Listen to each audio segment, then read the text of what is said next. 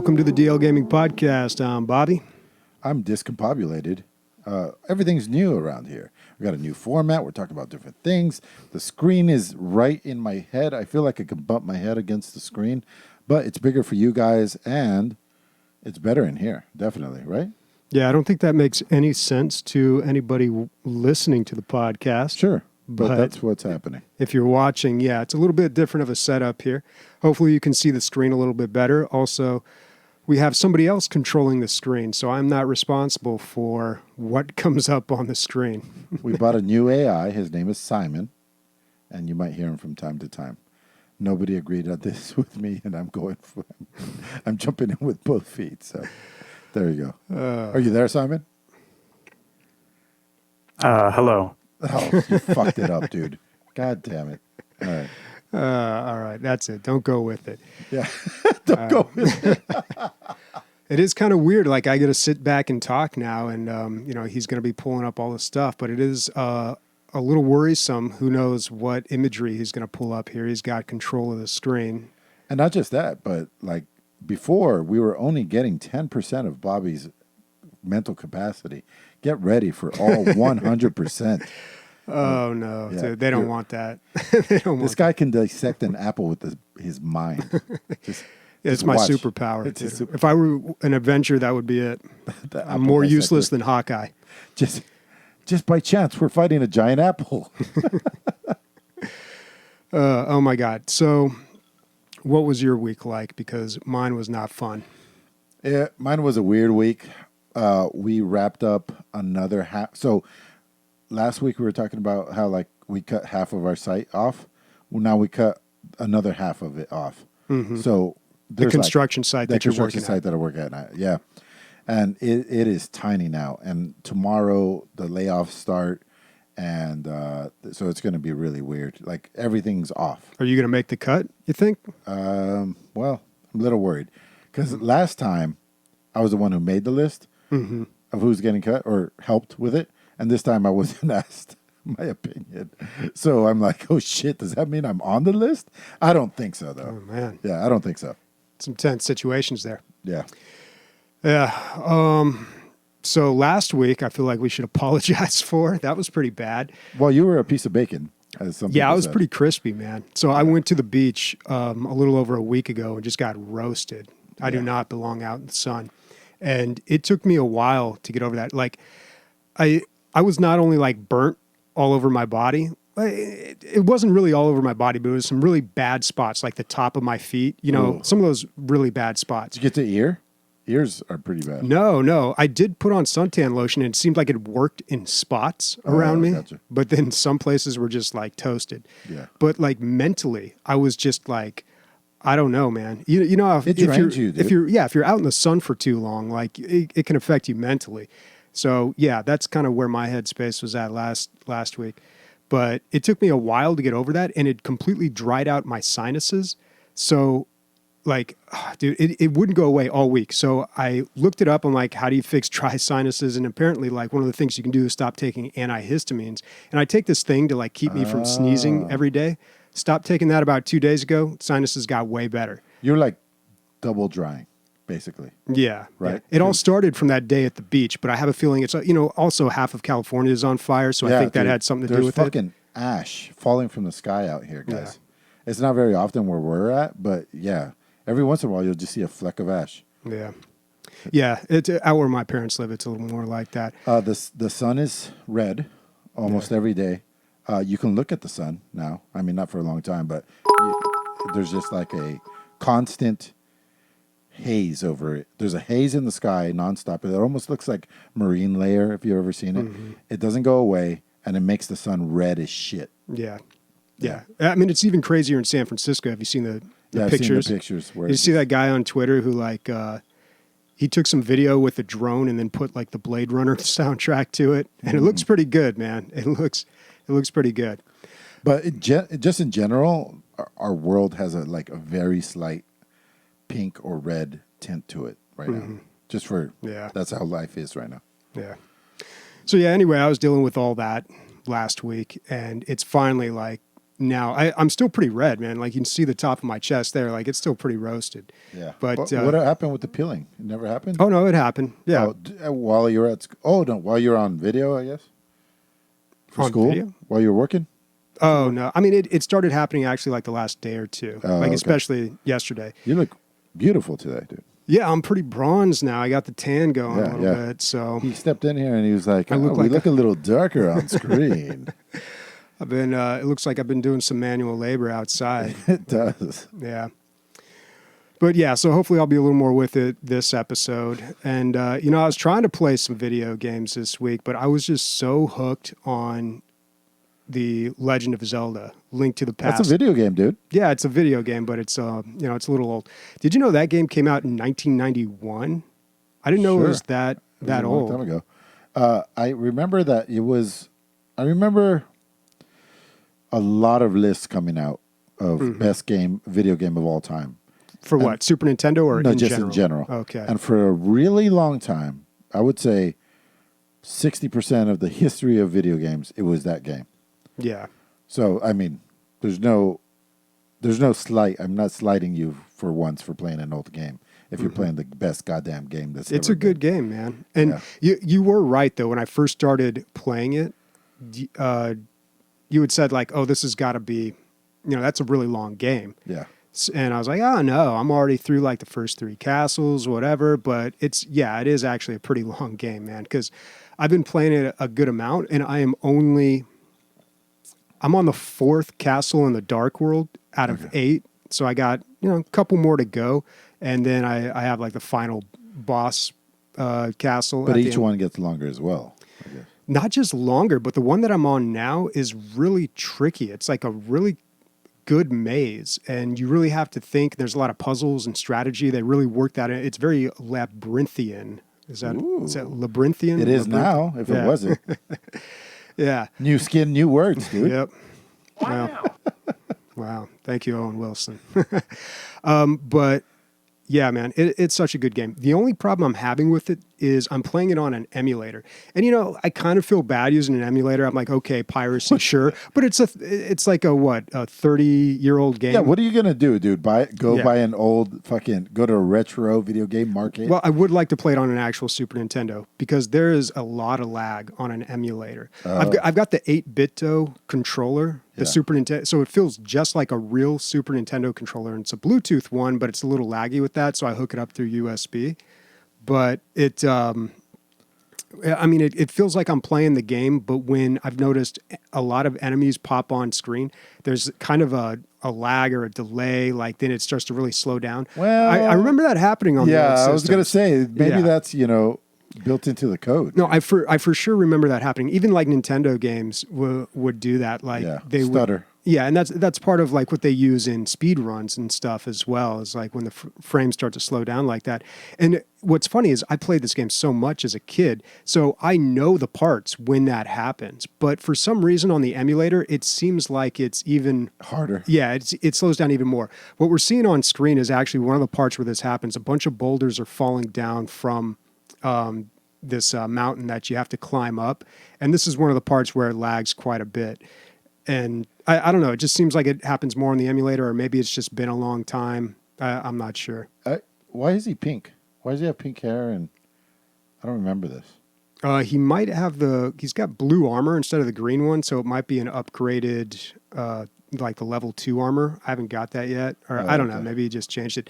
Also with these emulators, you can change the way it shows it, so it can be more pixelated, or they can try to like add some anti-aliasing to smooth out the edges. Yeah. And I like the anti-aliasing that it adds. Like it doesn't look like it used to, like I remember it, but I'm okay with that. I think it actually looks pretty good. But the problem is anytime it shows text, it totally messes that up. Oh, yeah. So, yeah. Can't get one without the other. Yeah, exactly. So I was kind of like going back and forth between the two, and finally I just set it back to like what's pretty much the standard. What I really want to do is go back and play the original Nintendo Zelda, but I know I'm going to do that one and just be like, nah, because that's some true nostalgia right there. So, I mean, I don't know how much you really want to do this, but you can buy that mini Super Nintendo, and it comes with Legend of Zelda. I would be interested to see I believe how it's it handles $40. Or are you talking about the Nintendo, not the Super Nintendo? The Super Nintendo.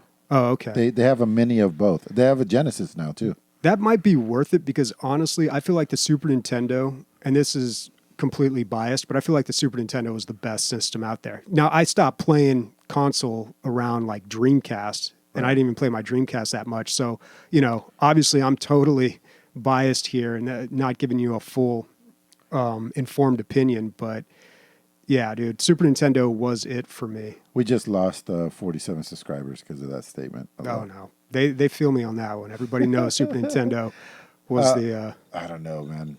PlayStation 2 was pretty great, but that's where I left off. You know what I mean? Mm-hmm. It's the last one.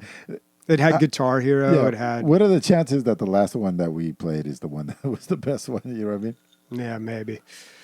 I don't know. I just got a lot of nostalgia for the Super Nintendo, and I wouldn't mind. I may even have one in my parents' garage. Like that's not that's not very very unlikely. Like it could still be sitting there. Yeah, Kurt the Ape says it was a big jump from the original Nintendo, which was and you don't see that kind of stuff anymore. Well, what's crazy, and especially when I was playing this, and I found out it came out at 1991, Legend of Zelda, but there was an overlap between Nintendo and Super Nintendo.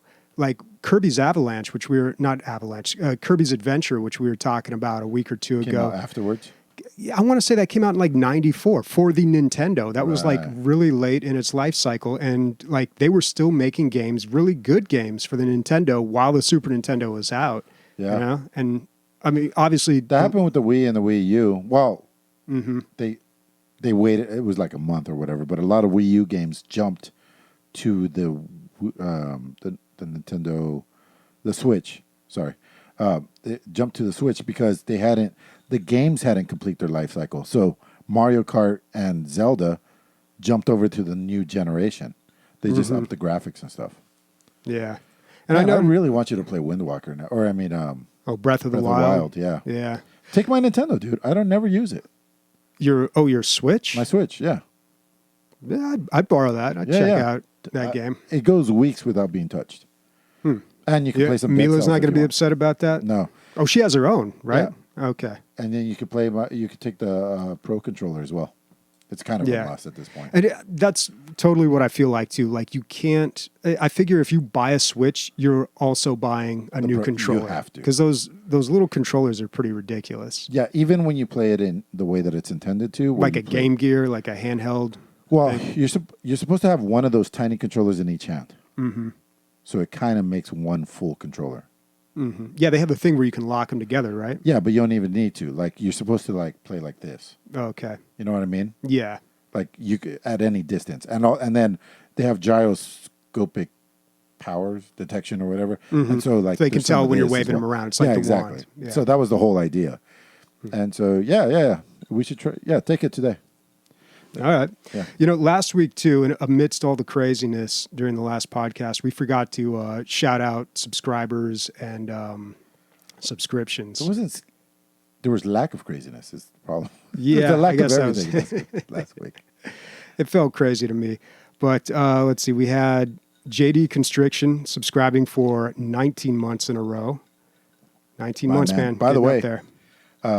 check out jdconstriction.com, right? Is it? jdconstriction.com? I think so. We'll see if it's... What the fuck is it? God damn it. Yeah, jdconstriction.com. He has badass ball pythons. You ever think about buying... Even if you have never thought about buying a snake, go check out his shit because it's like shit you've never seen before. And it's, I don't know what you call it, baby season? Like he's posting constant pictures of babies being born. So it's pretty cool. Nice. Yeah. Oh, those are cool. What do they call those? Axanthic? Yeah, Axanthic. I was like, dude, who you up against? Who's the other big baller? Yeah, who's the other big baller in the Axanthic? He's like, you're talking to him like he's the man when it comes to Axanthics. He's cornered the market. Yeah. My sister had 2 ball pythons for a while, and their names were Lucille Ball and Monty Python. Oh, pretty good. Pretty good. Pretty good. I just read a story where a female at the Chicago Zoo, female ball python, had not been around a male for over 20 years and just got pregnant. Mm-hmm. It's called like some sort of God, I forgot the name of it, but he said that it's happened to him too. They can kind of put the sperm in stasis until they want to. Yeah, they're feeling dude, randy reptiles one night. are crazy. One of the science teachers that I work with, Life will find a way. Dude. Yeah, life does find a way. One of the science teachers that I work with, it wasn't snakes. It was, got a gecko. I can't remember what it was, some reptile, but never, ever in its life. But it was born in captivity. Never in its life been around a male, laid eggs, but the eggs were empty. Just laid empty eggs. And she's like, oh, yeah, they do that. Like, weird, man. Reptiles are so weird. I think some species out there, not particularly reptiles, but some things can kind of bang themselves and get themselves pregnant, but I don't know what it is, like jellyfish or something. But, Okay. Yep. Also, last week, M. Piloff gifted a sub to to Sniper. Yeah, that's right. So thank you, M. Piloff, always with the gifting subs. And he gifted one today. I think the lucky recipient of that was Pandemic Vapor. Sniper went out to the first corner he saw and sold that thing for some crack. At least he didn't have to suck dick for one day. Wow. Yep. And then, oh my God, wow, little late. Oh boy. And then Jeff coming in with the 10-month subscription. Thank you very much. All right. And then, of course, Recycled, you heard that ding earlier. Yeah. Donated 100 bits. Thanks, homie. Yep. Forgot to turn the audio off on that. This is the clunkiest thank you segment we've ever had. Well, we're going down a list. That's what it's like. That's why we said around here, no more lists. No more lists. Now, what's We're next? the no list. We're the no list podcast. So the other game that I tried to play this week was The Escapists 2. So this is something that I picked up on. I picked it up for free from Epic Games. I'm really going down the Epic Games freebie list right now. Yeah. Because I'm like, these are pretty good games. I've never played them. And I remember The Escapist 1 coming out and, people saying positive things about it. And then the second one came out and same thing. People were like, oh yeah, it's pretty good. And I kind of knew what it was about. Right now. Yeah. Really good reviews. And I didn't click right away with it because it really kind of, it does have like a tutorial, but it really does kind of drop you in and let you figure things out for yourself. You are a prisoner in a prison, and it's pretty much like a sim game where you control one character. You have to make sure that you show up for roll call, otherwise the prison guards will come after you. You got to make sure that you report to duties and do everything that you're supposed to be doing. But in the meantime, you're talking to other inmates, you're wheeling and dealing, getting tools, maybe going through their stuff when they're out, secretly carving a hole through the floor, through the wall, getting into other rooms, doing whatever you can to eventually escape. And you're really crafting your own narrative with it. So it's a really cool idea. Yeah, for sure. I liked... And there's no one way to do it. No, that's the whole thing. It's like, here's the prison, here's a sandbox. You figure out how you're going to get out of it. It's randomly generated. Yeah, yep. Yeah, no, it's not randomly generated. They have maps, but they always add more maps. And some of them are more difficult than others. Okay. And it's that challenging. Sounds pretty fucking sweet, man. Yeah, it takes time, so you got to be pretty patient. Right. Our AI has some bugs in it. Yeah, dude, Steam is messed up, though. They always try to, like, play the audio whenever you play whenever you go to a new page. It automatically tries to play the audio, and then if you try to turn it off for some... I don't know. I don't know how to set that just to always be off. Well, mine is always off, and I wish it wasn't. So maybe and I've never set it to that. Mine always defaults to mute. Always. I always have to turn up the When you're volume. using the browser or when you're using Steam, the application? Oh, when I'm using Steve. Yeah. Okay. The application. Yeah.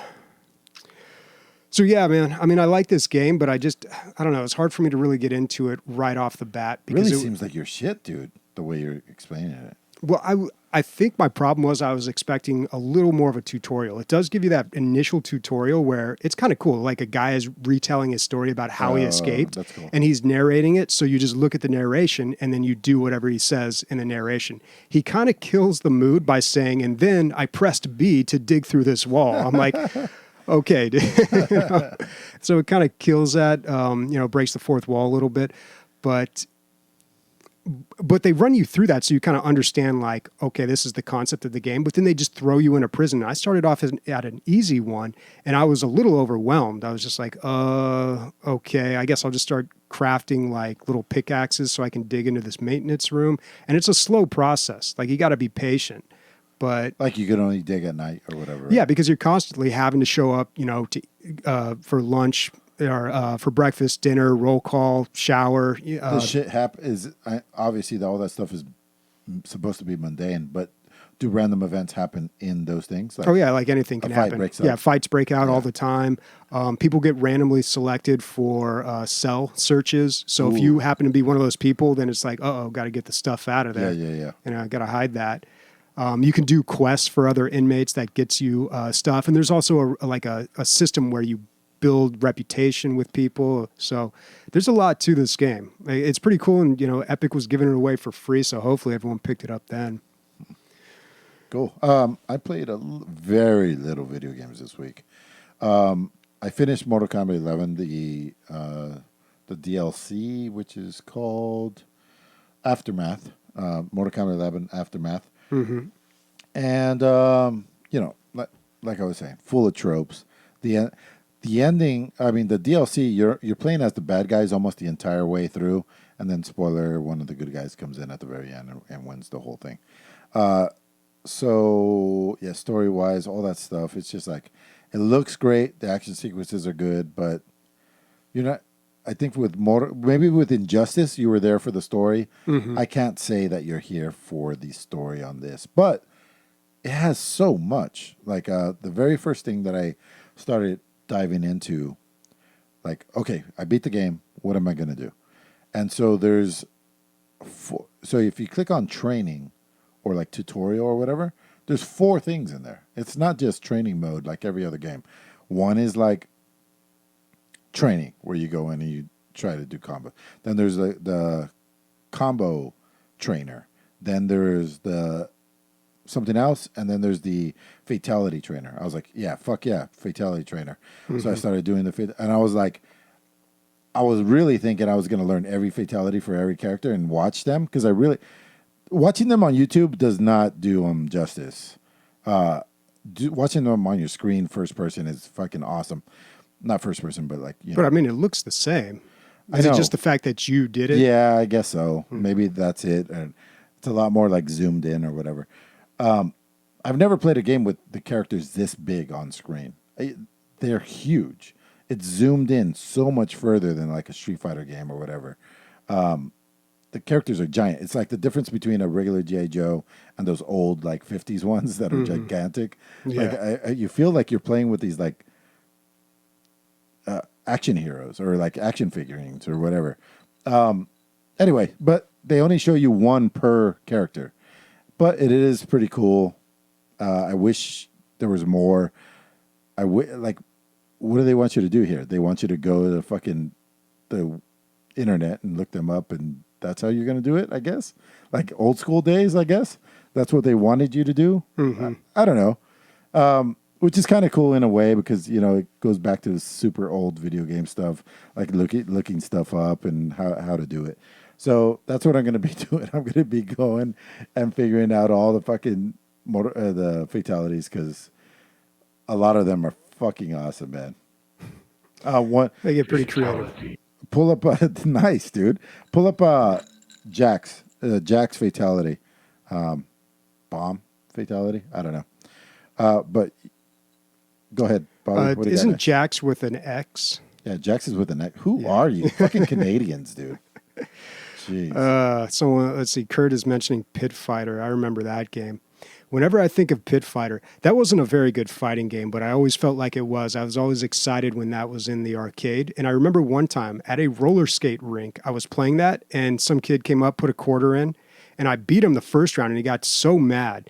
And his friend was watching him, and he was like, he must have been embarrassed. He's like, all right, fine. That's it. Watch this. I'm going to kick his ass. And then he button mashed. He was just like, like that. And he won? Yeah, and he won. I was like, oh, dude. That's a very poor game. That one. I really like that last one. Did you see it? Yeah. He puts an explosion on their back, and they fly towards it, and he punches them in half. It's fucking great. Wow. Anyways. Yeah, that chick's an insect. All right.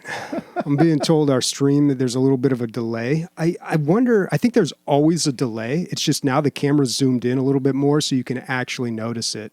Because there's a delay when I look at the monitor here. I can kind of see a little bit of a delay. I wonder if that's what they're seeing as well. We would always call those kids toasters on Street Fighter 2. If somebody was just a button masher. Button masher. Yeah, we just call them a toaster because it's just like they're just smashing it with the toaster and whatever would happen. It's just totally random. Well, they would win sometimes. Yeah, it was unfortunately really effective in some of those old games. Yeah. But in one of the Mortal Kombat games, if you did like really cheesy moves, that little head would pop up to the side and go, Toasty. Tootsie. Yeah, Toasty. There it is. There's the guy in the purple shirt there. Yeah. Well, not that toaster. Yeah, that dude in the purple shirt popping up, calling you out. I guess our AI doesn't have that audio. That would have been a great time for an audio clip. All right, let's see. I'm going to clap so people can see if we're in sync. Actually, I should do it like that. Yeah, it's totally pretty close. Yeah. Or we can just cover our mouths and people won't really know. There you go. Oh, boy. So I edited a lot this week. I'm like super far ahead in all my classes, which is nice, but like at the same time, it's so at the beginning of the year, the teacher said, like, I'm going to grade you based on your ability. So if you are more advanced than other students, then you will probably get graded a little bit harder, I suppose, is the logic there. Because the idea is that he wants everyone to be putting in a lot of effort, you know. So that way he's not, you know, I'm taking an editing class, and I've been editing for like 10 years. So obviously I'm going to have a pretty easy time with it. But if I just phone it in and like turn in work that someone who is brand new to editing, you know, would be proud of, then that's, you know, I'm not really getting anything out of the class. So I guess that's the idea. So, I mean, I guess I wasn't surprised because I got 4 out of 5 on my first assignment. I was still a little like, really, dude? Okay. But that's all right. I'm interested to see what I get on my next assignment, though, because I feel like I did a pretty good job with this one. We'll see, but I don't know. We'll see, dude. It's going to be 19 out of 20. I just know it. I'll be okay with that, though. But the cool thing is, like, the way that I'm challenging myself. Your ego shook a little bit, Bobby, on that 4 out of 5? No, I totally expected. Honestly, it was an audio only assignment. Like, it was a real beginner assignment. Where would you have gotten 5 years of audio experience? Well, this was actually for the documentary class. So it was tell a story in like 2 minutes. Okay. Of you know, anything really. Yeah. So what'd you choose? I told the story of my first experience in a movie theater, at least the one that I remember, which I think I've told on the podcast before. It was when I was 6, and my brother was going on a date with this girl up the street, and for some reason my mom made them drag me along. Like, I don't know why. She was probably trying to get rid of me. It was summer because the movie was Batman. No, dude, it's because there's no way your brother's going to get blown while you're sitting right there. There's no way. I don't know if that was the concern, but because it was, I'm concerned right now. It was Batman in 1989, and we got there, place is packed. I bet. Yeah, just completely packed, and there's only seats in the very front row. So we had to sit all the way up in the front row. And I don't know when the last time you've seen like the 1989 Batman, but like for a 6-year-old, like that's the one where like famously Batman kills like a bunch of people. Like in the Tim Burton Batmans, Tim Burton didn't really understand Batman. Like apparently his whole thing is like he doesn't kill people. Right. But Tim Burton... The Tim Burton Batman's like, yeah, dude, he murders like a ton of people. And then Joker, like, gets his face boiled off, and Jack Nicholson, like, there's that surgery scene where he's unwrapping the gauze and it's all bloody. He asks for the mirror. Like, it's just, it's intense. It was a lot for a 6-year-old. Dude. Yeah, it was intense. And plus, like, I'm sitting in the front row. This movie's literally everywhere around me, man. Yeah. So, yeah, I mean, that was the story I told for my project. 4 out of 5. And the commentary, the commentary was in all like, honesty, it's a shitty story. No, I'm kidding. Well, you know, I like the I punched it up, man. Maybe I should have brought the audio here. I could have played it for you guys. It's only 2 minutes long. But, you know, I really punched it up. You know, I got into detail, used a lot of imagery, you know, and that's what he wrote in the notes. You know, great work, blah, blah, blah. This was really good. 4 stars. 4 out of 5. So, you know, whatever. I'll never forget one of my Yelp reviews for my company, dude. Fantastic guys, great dudes. 4 out of 5. Like, what else? What do you want from Literally me? could not be better. 4 out of 5 stars. Yeah. Yeah. But, so, I mean, the other projects, so I'm taking the editing class and a documentary filmmaking class. Really liking the documentary filmmaking class, by the way. Like, I kind of thought like, you know, I've already watched a lot of documentaries. I know a lot of stuff, but I feel like I am learning a lot here. And the conversations are good in class too. So I really enjoy it. But I finished my second assignment for that. We'll see what I get for it. But I've been challenging myself, and I'm forcing myself to use Adobe Premiere Pro, and I have always used Final Cut. I've used Premiere Pro in the past, like on a few projects here and there. What do the nerds say? Like, what do people say? I think most creatives go with the Apple suite, right? Well, yeah. Well, here's the thing. Like, Adobe is the industry standard. That's like that's the what the professional Hollywood standard. uses. I mean, TV probably. I think they use Avid a lot still, but yeah, I don't know about Hollywood. Maybe they got some new, like, cool special system there that they got use. these new red pennies. Like, I haven't even thought about this. Yeah, maybe they got something that will totally blow your mind. But pretty much everyone uses Premiere. Like that. Yeah. That's the way to go with it. And there's so many resources out there, and it's a great system too. That's actually what I use to edit the episodes that I post on YouTube every week. Although it's very little editing, you know, Right. It's hardly any editing. But I really wanted to challenge myself and like learn this system, and I felt like I just had a breakthrough with it.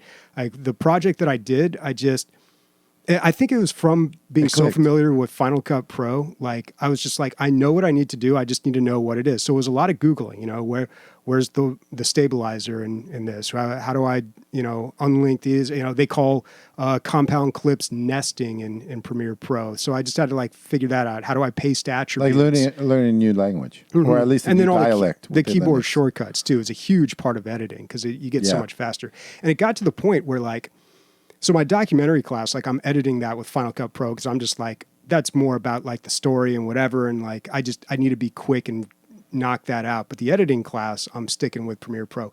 But I had done one project. Are you starting to like it more? Oh yeah. I like how they do keyframing a lot more in that.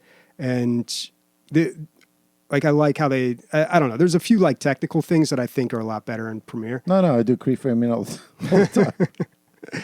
But I worked so long on this project that the keyboard shortcuts were kind of embedded in my head. And then when I went back to Final Cut, I found myself using those same keyboard shortcuts by mistake. And so that's the sign that you really got something down, is when, you know, the keyboard shortcuts are instinctive. Yeah.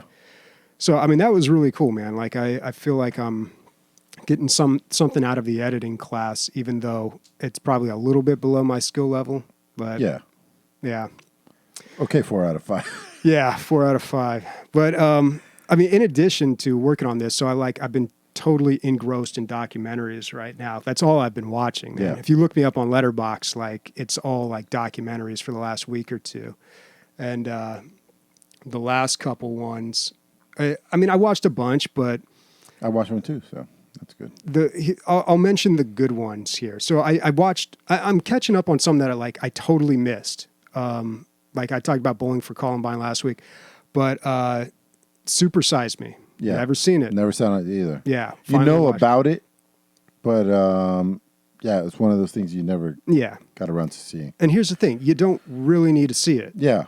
It's all there. You know what it's about. It's like, hey, fast food's bad. Yeah. Guess what? But the only thing is, like, I've heard, you know, there's been accusations that it was sensationalized and they you know. Oh, it totally was. They made it look worse than it was. Well, yeah, dude, it's only horrible. 30 days, right? Okay, he's got my review up here. Questionable research that proves a point everyone already knows. It was only 30 days, right? It was 30 days. He only ate McDonald's. He didn't have and he didn't walk over a certain amount of steps. He didn't take any multivitamins. Yeah, dude, it's not really good research. Right. It's not scientific by any means. It's pretty sensationalized. But, you know, I think the good thing about it is a lot of people paid attention to that. It really speaks to the common man, you know? So I think a lot of people paid attention to that. And I remember everyone talking about how unhealthy fast food was when that came out. And it's just like, yeah, no shit, but at least everyone's talking about it. I mean, me personally, I don't think I've had McDonald's in 14 years. It's been a long time. Yeah, I don't eat fast food. So yeah, it's the last time I went to McDonald's, I remember I was going with a friend to me, him, and his dad were going to go flying out of Gillespie Field, one of the smaller airports around here. And we went through the drive-through. His dad was driving, went through the drive-through, and he got like I don't know, breakfast sandwiches for everybody because it was the morning. And like I had an egg McMuffin. That was the last time. So good, dude. I used to love Big Macs when I was younger, but no, yeah, egg dude. McMuffin's where it's at, dude. Egg McMuffins, really? So good. If you order one egg McMuffin on its own, it's like almost $5. Mm-hmm. But everything else is $2 on the menu. Well, you know what? I must have had. I have had McDonald's since then. Yeah, because okay, maybe this is probably like 2008 or 9. Yeah. A friend of mine was like, "Hey, what's the thing that they bring in sometimes, but it's not around all the time?" Oh, the McRib. The McRib. Yeah. Yeah. He's like, "Hey, McRib's in town. We should go get one." And I'm like, "Never had one. Let's check it out." And it was so bad, I didn't even finish it. I was like, "This is terrible, dude." This is McRib, 4 out of 5. 4 out of 5 stars. So maybe that was the last time I had McDonald's. I don't know, man. But where I live looks down over a McDonald's, and I look at it all the time, and that drive-through is always packed. Oh, yeah. Man. Always. They have 2 drive-throughs, always packed. Yeah, they split. Most of them split, dude. Mm-hmm. It's just, what is the one? Is it the McGriddle? Yeah, that's the one. Dude, let me explain to you a little. Yeah, enlighten me on fast food, because I don't know anything. Magic. Okay, so a McGriddle is 2 pancakes as the bun for your breakfast sandwich, right? That wasn't enough. It wasn't enough to have pancakes for your bread. That was not enough. We got to go next level. Let's infuse said pancakes with its own syrup on the inside, dude. Like a fucking fruit gusher, but a breakfast fruit gusher. This is why I'm 40 pounds overweight, dude. So what's that thing they got at KFC, the Famous Bowl, where it's just like literally everything on the menu? Like I've never heard of that. I think it's called the Famous Bowl. They pretty much take everything on the menu and they throw it in like one little thing, and you just lap it up with a spoon. Now, like, fast food's so gross, man. Like it's so gnarly. Now, I was a little misspoken when I said it's like a fruit gusher. That makes you think that there's one ball of jelly in the middle. Somehow they've distributed it. It's evenly distributed. Yeah, like little globules of syrup throughout both pancakes. Then in the middle, you have, your egg, cheese, bacon, whatever. And it is fucking fantastic. Is McDonald's your favorite fast food? No, I hate McDonald's other than the breakfast. The breakfast is fantastic. Okay. I don't like anything else on their menu. I mean, it's not like I go to In-N-Out. I don't get the burgers, though. I get the grilled cheese. But, I mean, that's kind of fast food, but they're a little more on the healthy side. Like, you could tell their fries don't taste nearly as good. They're cooked in vegetable oil or something. Yeah. But I also go to like a lot of, I used to, not really anymore, but I used to get burritos, nachos. I go to these taco shops all the time. That's not like super healthy, but that's like meat. They're like cooking that shit up. It's real meat. It's not, they didn't like bust that out of the freezer. And there's no pink goo or whatever that was. Yeah. Yeah. So I don't know. I feel like that's a little bit better. There used to be this place down where I grew up in El Cajon called El Barrelito. And it was shaped like a barrel, and it was like striped like yellow and orange, just Mexican as fuck. Dude, that's how the houses look if you go down there. And it was $5 for like a carne asada burrito, and I used to get those all the time.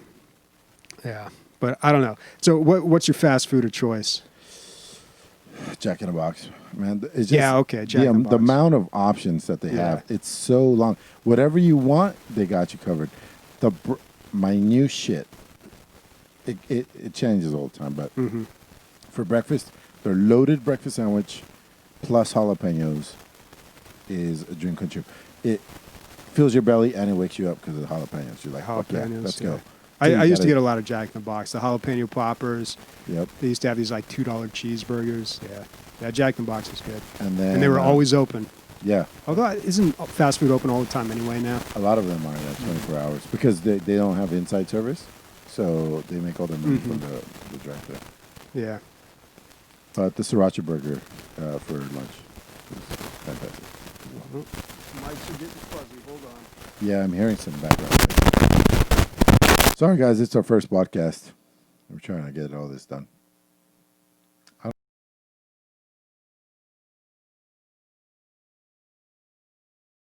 something just connected. It's all good? Okay, cool. I hear it. Muted? Now you can't hear us at all? There you go. There you go. If they like it, we're it's getting cool. mixed messages, guys. Come on. Let's get a If consensus. they like it, here. it's cool. But I hear buzzing in my headphones. Okay. They're saying that they can't hear us. Well, that's not good.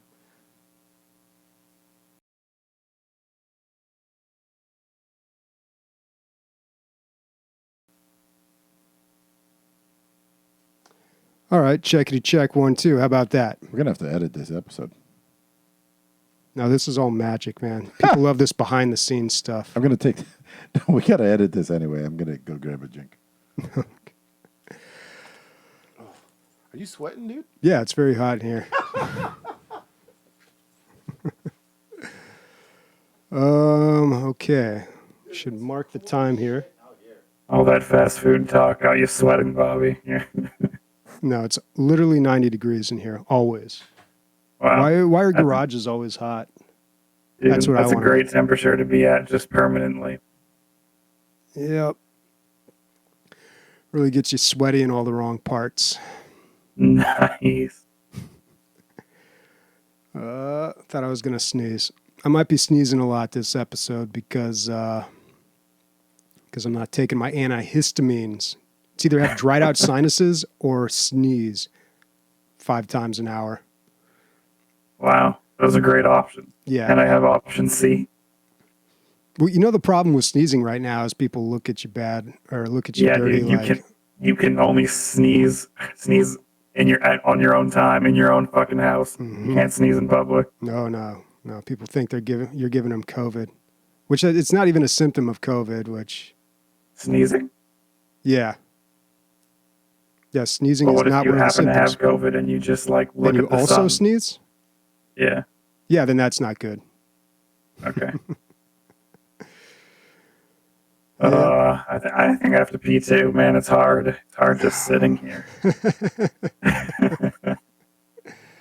Oh my God. Did he go to pee or did he go to make a drink? Oh God, it's kind of a coin toss-up. Hopefully he went to pee because that means he's already made a drink, right? And then he doesn't have to pee later. Yeah, probably both. We should put something in the show notes there that we need to edit this out at like 41 minutes. Yeah. All right. Yeah, I guess while he's gone, let's see. Thank you to Icehouse on Twitch, subscribing, tier 1. Nice. Thank you very much, dude. Clay is Days, subscribing 8 months in a row. Very cool. And oh boy, Voxamagag, 7 months. Ooh, Fox and a gag. What a guy. No, I'm just saying thank you to these people, these nice folks who are subscribing to us. Whew, okay. There we go. All right. And we're back. What were we talking about? Fast food? Yeah, and I want to interject a little bit here. We got a air fryer, I think it's called. Is that sound A right? deep fryer? No, air fryer. fryer? Yeah. Okay. So it fries with hot air and light, I guess. Yeah. So it is the most amazing thing. Dude, I can't believe I went 42 years without knowing this thing. So it fries with just crisping up the air, I guess. So you get crispy things without dipping them in oil. Do you know what I'm saying? Seems Do you healthier. understand what I'm saying? Dude, like you spray a little bit of It's like a toaster, basically? yeah, but like a super intense one, I guess. Okay. So mozzarella sticks came out tasting better. Dino bites, which are like little chicken Yeah, like nuggets, chicken McNuggets. Yeah. taste way better. And they're done quicker. They're not soggy. They're crispy. We're cooking fish. We're cooking everything in the air fryer now. And yeah, it's way healthier, dude. You only spritz a little bit of oil, like a tiny bit, not like deep frying anymore. Mm-hmm. I didn't know I was missing out on this. It's like when I realized about slow cookers. That's how revolutionary this is in my life now. Yeah. Yeah, man, I don't know. Here's my final thought on fast food. I know like people think it tastes good, but if you spend enough time off of it, you don't really crave it and it doesn't you're really, crazy. have that allure. You're like, insane. no, I'm serious, dude. I have no It's desire to eat built fast up- food. No, like, I see your point. But also, this is built from the ground up to only taste good and nothing else. So I believe it does really taste good. Well, It doesn't taste great. okay, in Trevor Noah's, I guess, autobiography, he talks about how, growing up in South Africa, like one of the signs of being well off or, like a little more well off than other people was being hefty. able to go to McDonald's. Yeah. And especially if you could get cheese on your burger. They called them like cheese boys, meaning you were like, oh, look at this rich guy, who does he think, this cheese boy? But he talks about how he'd go to McDonald's and he would get halfway through the meal and then it would just start tasting really gross to him. And of course he grew up in South Africa, so he was eating he talked about some meal he ate which was a bunch of animal guts and an eyeball, basically ate some pretty gnarly stuff. And there's a little something to this too. I've always brought this up. This is one of my philosophies. As a Mexican, I get asked a lot, or have been asked a lot, where's a good Mexican restaurant? Where am I going to get, where, what would you say is the best Mexican restaurant? And at the end of the day, I really do believe this. Mexican food is not expensive food. It's a poor country's food, right? Mm-hmm. So the poor version of itself is almost always the best. So taco shops is where the best Mexican food is. I really do believe that. And yeah, no, I would agree with you. Yeah. I've gone to sit down Mexican, and it's cool. They have a mariachi. I like the restaurant style sometimes. No, for sure. You get the sure. big, enormous burritos with the sauce all dripped over it, like the beans and rice bleeding into each other. Yeah, I love that, man. Yeah. But no, I think you're right. And, when people ask that about, or ask me about that, I'm always like, here's my strategy. You find a taco shop place full of Mexicans.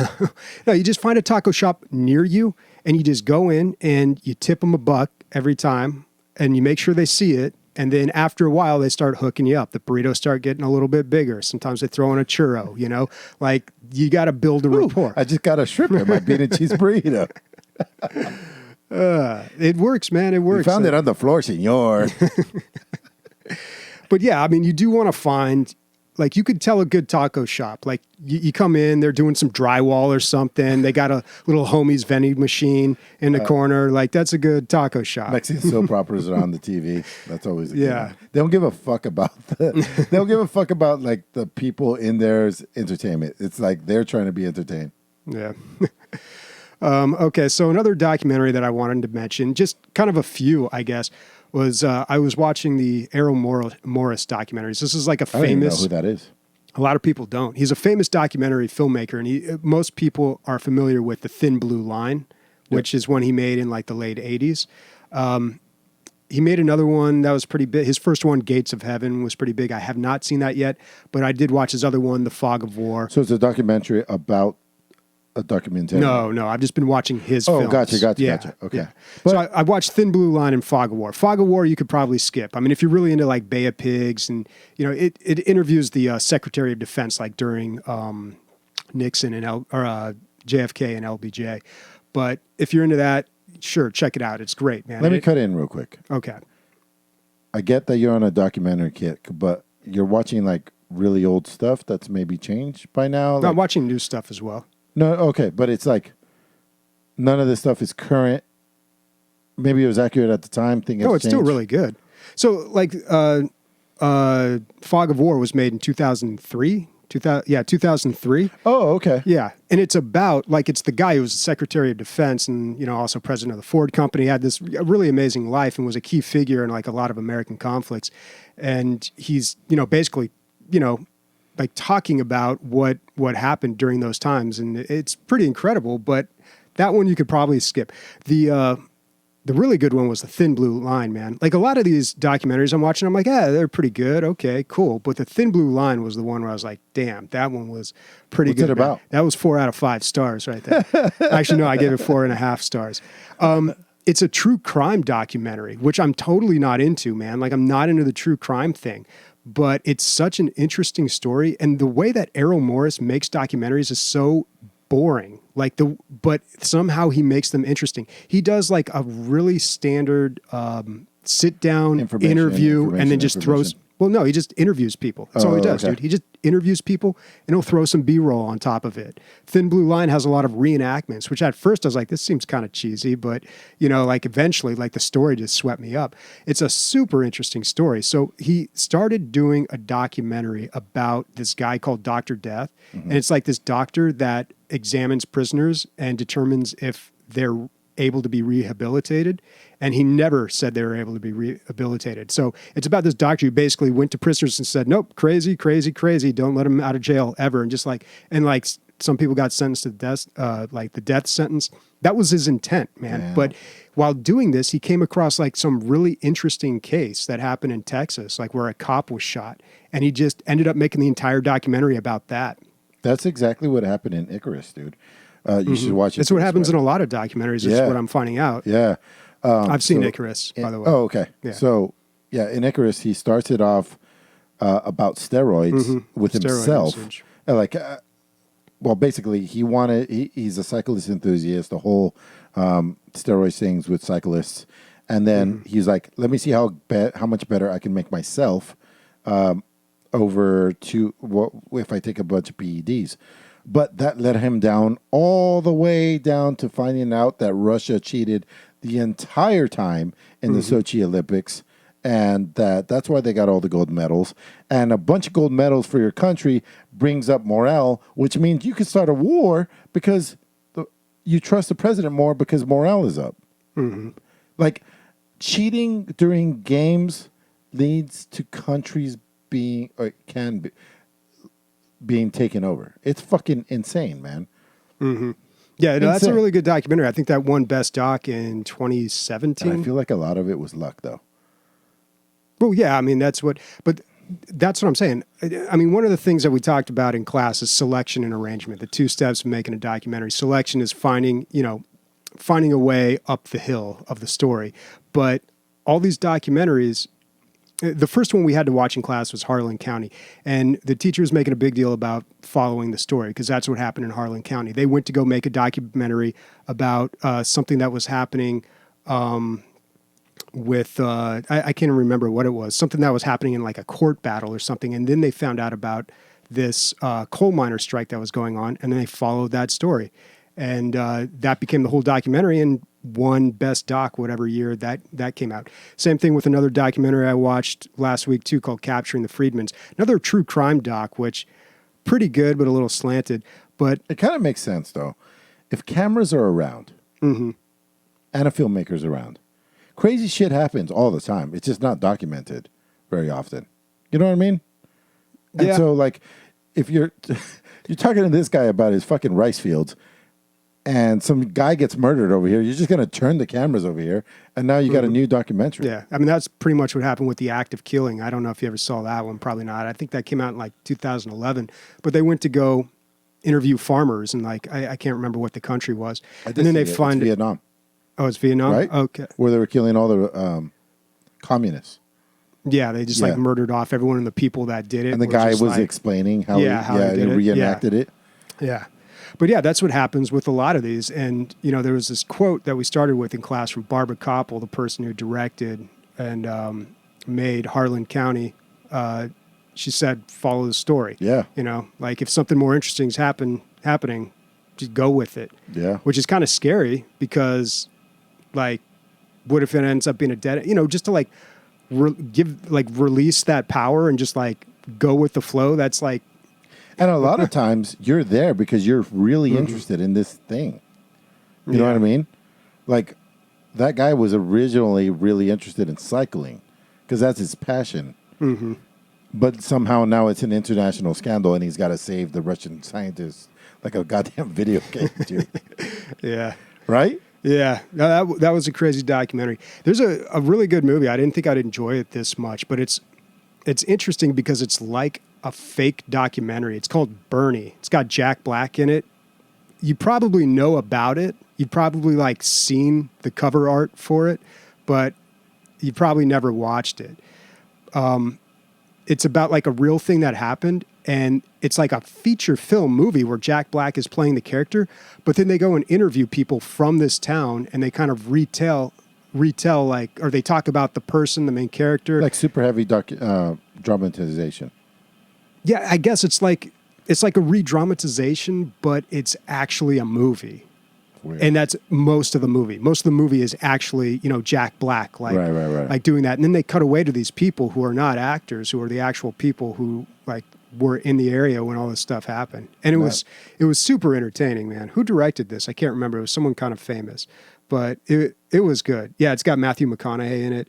Like I totally did not expect to like this one. Richard Linklater, yeah, like, the guy who did Boyhood and that movie that was shot over the course of like a kid growing up. 13 years, dude. Mm-hmm. If I remember right. Yeah. He did, what was the one that people always talk about? Matthew McConaughey outside of a bowling alley. You know what I'm talking about? No idea on that one. Yeah. Favorite mockumentary, Warconius is asking. This is Spinal Tap? Yeah, that's probably the best Never one. seen it. I haven't watched it in forever. And when I did watch it, it was like on Comedy Central with commercials, probably parts cut out. So I really got to like watch that one again. The Office, I guess. But not super into it. Where were we at? So, speaking of documentaries, I watched The Last Dance. I watched it's a 10-part series about the Chicago Bulls during their fucking super crazy reign, right? And when they were the fucking Chicago Bulls with Jordan. I mean, 80% of the content is about Jordan. And that in itself is really, dude, that guy should get he gets all the credit. And he deserves even more. Because he's a mega famous Michael Jackson level fame, but handled it. Mm-hmm. The only thing he did that was super crazy was he took a year off. And that was pretty much. Well, there was that time he tried to play baseball. That was a year. Oh, that was because his dad was. Oh man, it's so. Yeah, his dad was a big. Yeah, I saw Space Jam, dude. I know the story. So, but also like, he didn't want to win a championship without his dad there, and that showed the year that he came back after he went to go play baseball, because they squashed the Utah Jazz like 3 games in a row. All they had to do was squash them one more time, and then they lost 3 in a row. So now it's 3-3 going into the 7th. And why is that? And like basically everybody was saying the same thing. It's because his dad wasn't there to congratulate him for getting that next championship. And he won. He pulled it together and he won. And he's in the locker room hugging the trophy, crying into it like a baby, like a child in the fetal position, dude. Like the most famous person in the world at the time. And it's insane, writhing on the floor, crying, holding this championship thing, dude. It is so intense. This documentary is fantastic. I don't watch basketball. I don't give a fuck. Like, I get into things. I almost get into the things about things more than I do get into the thing. That happens a lot. Kind of like with Nick and the 40K stuff. Like, I don't want to play the game, but I like the things around the game. Mm-hmm. You know what I mean? I almost I enjoy the culture more than the thing. Yeah. That happens with rap with me. That happens with a lot of things. I don't know what it is about. It's like people who watch Twitch but don't really play video games. Yeah, there you go. Something like that. Yeah. So anyway, fantastic documentary. I think the reviews stand on their own. You should check it out. I've been hearing about it. And it wasn't really on my radar because, I'm not that into basketball, but it does sound really good. I was listening to... the 30 for 30 series, so that's a whole thing that ESPN... Oh, no, I'm not familiar with that. So 30 for 30 was originally... Or ESPN hit 30 years. And for that, they made 30 documentaries for the 30-year mark. And some of those have been some of the best documentaries ever made. Outside of sportsdom. I don't even watch sports. And there's a lot of good stuff there. I feel like sports is always a good story, though. A lot of times, but, it's not always a happy story. I don't know, dude. Sport, it's conflict, dude. That's all sport is. It's conflict. It's very binary, too. It's like one person or one team versus another. It's always, it like cuts right to the chase of it. they Can't get go into wrong this with whole it. thing about like that Mike was an asshole and he pushed his teammates so hard, and they confront him with this, what people were saying, like, hey, you push your guys too hard, you're mean, you're an asshole, and he starts crying. Well, because he feels bad for doing it, but also doesn't repent because he's like, that's what needed to be done for us to be the way we were. And it just a lot of things like life lessons sink in when you watch this thing. It's incredible. Yeah. It's incredible. Charles Barkley was on Conan's podcast and he was talking about how Michael Jordan never tipped or didn't tip very well. He also says, Barkley says, it's the first time I was playing basketball versus another human being, and I said, this person's clearly better at this game than I am. That's crazy, dude. Wow.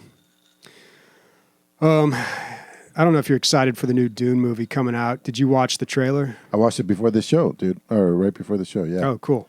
I thought, well, you're fucking, the thing you posted ruined trailers for me forever. Yeah. Okay, so we're referring to, oh God, it's in Discord. It's under the movies section, but it's called like how to make a blockbuster trailer. And it's basically just titles and sounds, and it's the formula for making a blockbuster trailer. Right. Once you see it, you can't unsee it when you watch any movie trailer now because it's so true. Yeah. But yeah, and you know what? I was kind of poking fun at this and, telling people not to get too hyped for it, but I am excited for it. Like, I really, after reading the book especially, I really liked David Lynch's Dune. I liked it all the time. My mom used to watch it when I was a kid, and it was just weird, and I was always fascinated by it. So I've always liked that movie, even though like everyone's always kind of panned it. But I'm like totally ready for another Dune movie, new state-of-the-art CGI and some great big actors in it. Like, it's going to be great. What's so weird, like, so Dune is kind of notorious for being difficult to translate into a movie. So everyone's kind of wondering, can he do it this time? Is this going to be good? And like, Who is it? The director? Yeah. Denis Villeneuve. I don't know. He's a French-Canadian guy. Okay. Villeneuve. Do you know his work? Yeah, he did Blade Runner 2049. Oh, yeah. I think that's yeah. really good Yeah. fit. This guy can for sure handle it. But like the And content, he brought that guy though, back. Yeah, there's a bunch of people in this. Who's the wrestler guy? Bautista, Dave Bautista. Yeah. Yeah. You used them in 2049 as well. Yeah. But what the first thing that was striking to me was the age of the main dude. And I think, in the book, he's that young. He's supposed to be like 15 years old. oh, okay. Yeah. But The also, movie is that good for like? Okay, so how many books? Is it just one book? I have no idea. I think there might be more books. I only read the first one. Is this going to be because I was at first thinking you pick really young people so that you could do like You could do a series. Yeah. Yeah, I don't know. Maybe they will. But the first book is actually a lot. And even David Lynch's Dune had to cut some parts out. Like the gladiatorial fight is like a great scene. It's in the TV show Dune, and it looks terrible because it's like a low-budget sci-fi channel thing. But it's also great in the book. But then a lot of times when you bring the stuff and actually turn it into a lot reality. of books, dude. Yeah, there are a lot of books. When you turn it into a reality, then it sometimes it doesn't quite hit. But this looks like it's going to be really good. It's funny because they're going through all the same beats that the David Lynch one does, and for some reason people just do not like that. Well, so on Reddit, the Lord of the Rings guy. It's funny when you look at the top page of Reddit because certain subreddits come up towards the top a lot of times, like prequel memes, very high. That's like all the Star Wars prequels. Mm-hmm. It always ranks like in the top 20. Somehow it's all like news and like crazy shit that happened, and somehow prequel memes does something funny. But anyway, another one that does well from time to time is Lord of the Rings subreddit. They just post so much that things come up. Anyway, so one of them that was on the main page was, at some point somebody's going to remake the Lord of the Rings and we're all going to hate it. But at a certain point it needs to be done. It's a story that needs to be retold under the new technology. I don't know, man. Like the first Lord of the Rings, like it was that was pretty landmark CGI with Gollum. Dude, We had I'm never- watching it right now. Yeah, we'd never seen anything like that. Yeah, I totally agree. I think it still holds up. I don't know if we Well, really I just need- watched it, and I was like, I don't know if we need to this is redo starting that. to get aged. I'm not saying now. the post was at some point. Yeah, well, regardless of whether or not we need it, if they think they can make money off of it, they're going to do it. Right. Like, it was in the news too. They're offering Joaquin Phoenix like $50 million to do another 2 Joker movies, even though he said he wouldn't make another one. Like, if you can make I don't money think off he's something, motivated by money. no, I don't think so. And I I feel don't. like he's I don't know like- if he's got it in him, man. Like, I don't know if he wants to go through that again. But I don't even want to watch that movie again. I think well, it's a it's not going to be as masterpiece. good as the first. So it's like, Yeah, and I don't even want to watch it. It's too emotionally taxing. But that's usually what happens, though. Like, no matter what, if a movie makes enough money, you always make a sequel. It doesn't matter if that sequel's even very good. Yeah. It doesn't have to be very good. People are going to go see it, Yeah. and they're going to be like, "Oh, it's terrible." Too late, dude. They already got your money. I had to explain that the other day about mansplain that about Karate Kid sequels. They're like, didn't they make sequels? And I was, yeah, they're known as some of the worst sequels. Yeah, there's some all right ones. I thought the Jaden Smith one was okay. Oh, that was good. That's Yeah. different though. There's that one with the girl. That one still had Miyagi Is this in the it. TV show or the movie? No, this is the David Lynch movie that we're seeing on screen right now. Patrick Stewart is in that movie, and he's being Patrick Stewart. Before he was Sir. Yeah, but he still didn't have hair back in the 80s, man. But you know what? With the Dune trailer coming out, everyone's getting excited, but there's a possibility it might be pushed back. So, Tenet came out. It did all right, like worldwide, like considering the situation. Yeah. Didn't 20 do million, I think. 20 domestic. Okay. But I think it's up to like 200 million worldwide. Oh, nice. Worldwide right now. But I mean, given the situation, yeah, that's okay. But Have you seen it? No, not yet. Okay. But I don't know if, like, as soon as, like, a week after it came out, or maybe 2 weeks after, Warner Bros. Pushed back Wonder Woman 84, that new Wonder Woman movie coming out. So I think they're like, oh, God, that's what Tenet did? Whew, all right, let's wait a little while before we release some movie because we're going to need a little bit more than that. So there's a possibility, I guess, that Dune might be pushed back. I don't know. I'd be bummed if it did. It's supposed to come out, I think, 3rd week in December. And I feel like on movies, it's almost the opposite of games. When games are pushed back, they're almost always, not always, but it feels like they get better with the more delays. Well, these movies are already Movies. done, dude. James Bond is done. Like, But, they don't I want to see. release it because no one's going to movie theaters right now. Oh, gotcha. Yeah. I mean, I looked. I went through the thing and, like, looked at the seats for Tenet. Like, I was going to get a ticket. And sure enough, like, you cannot buy, like, a seat anywhere near anybody else in there. They got, like, a huge theater, and there's, like, maybe 20 people. I like the idea what Milan went through.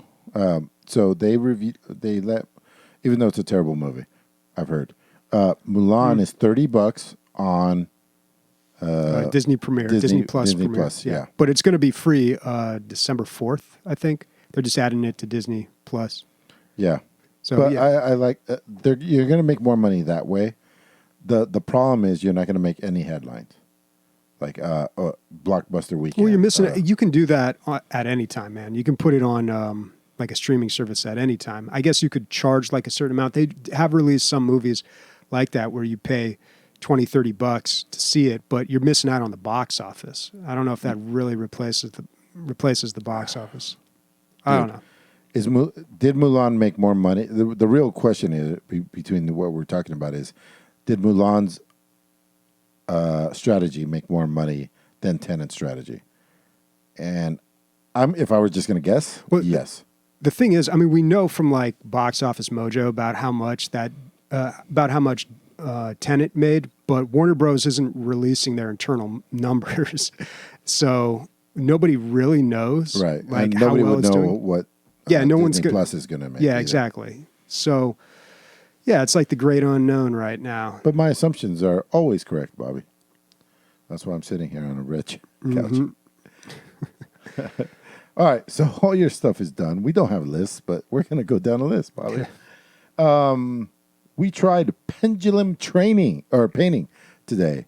That means you tie a string to a can of paint and you swing it, and then these geometric designs end up coming because it's pouring out of the bottom of the paint. Pretty easy to set up. I would say, it's a few carabiners, some fish fishing tape or fishing line, and that's pretty much it. A few other things, and a tarp. And so we did it outside, and it came out looking pretty cool. And so we're like, let's try it again with some other, changing a few things around. And there's some pictures on the Discord of it. These people are way better than what we did. But anyway, at some point, the knot that Mila had tied, I don't know, I want to include the kid to make her feel like she's contributing. And I showed her a really simple knot, which is the square knot. And her knot gave. And the bucket of paint fell between me, the baby, Sam, and our brand new patio furniture that was just bought this year.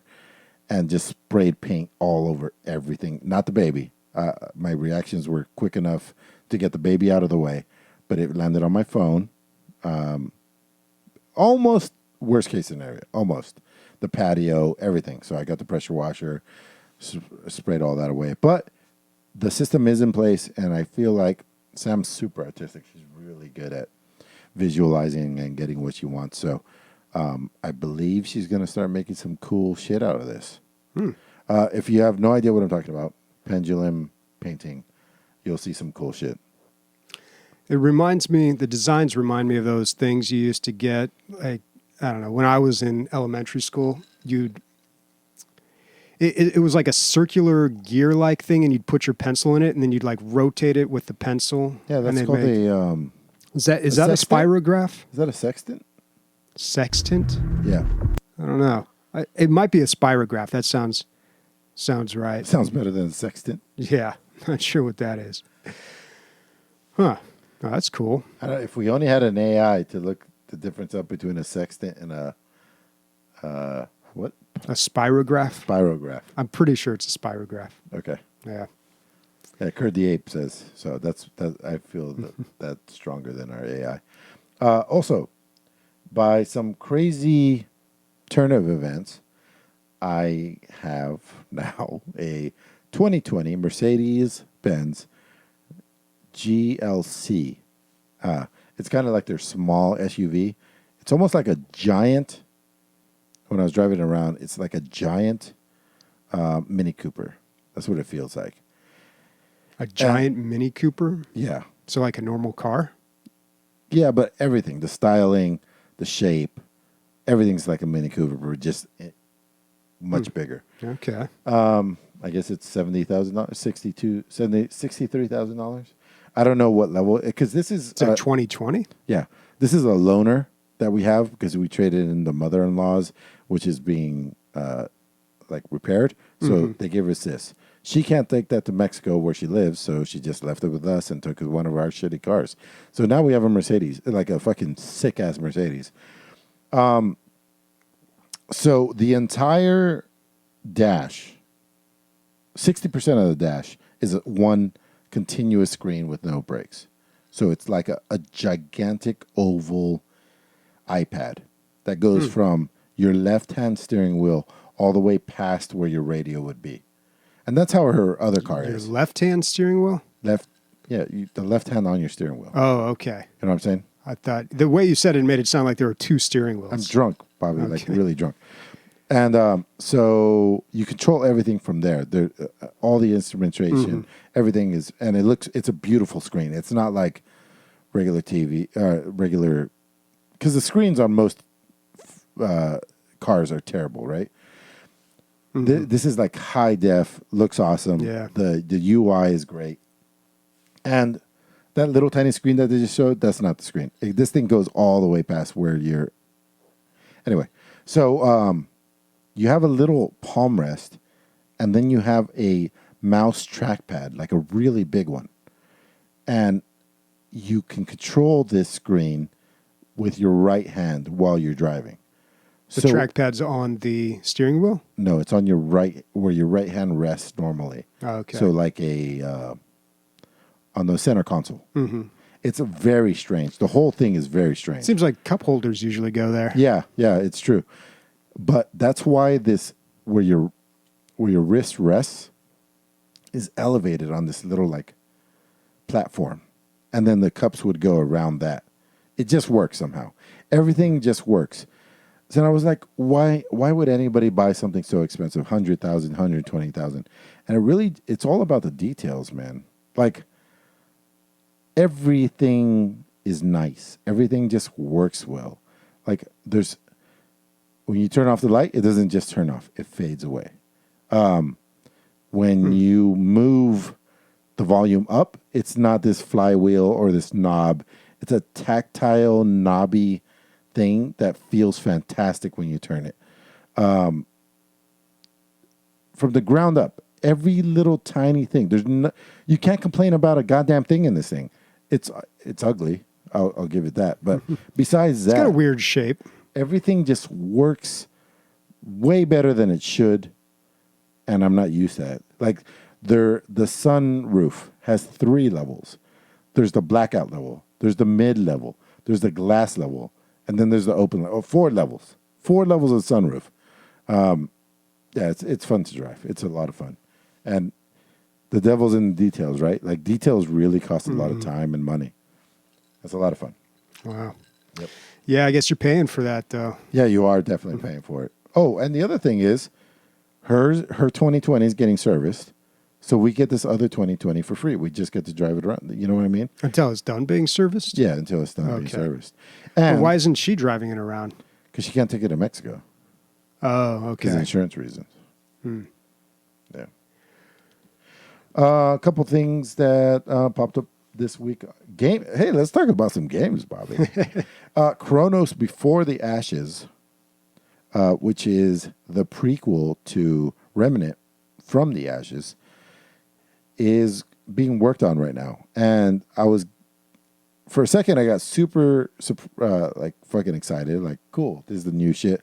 It is not the new shit. This is actually really old shit. This is their first game that they did in the series, but it was VR only for like the PlayStation VR or something like that.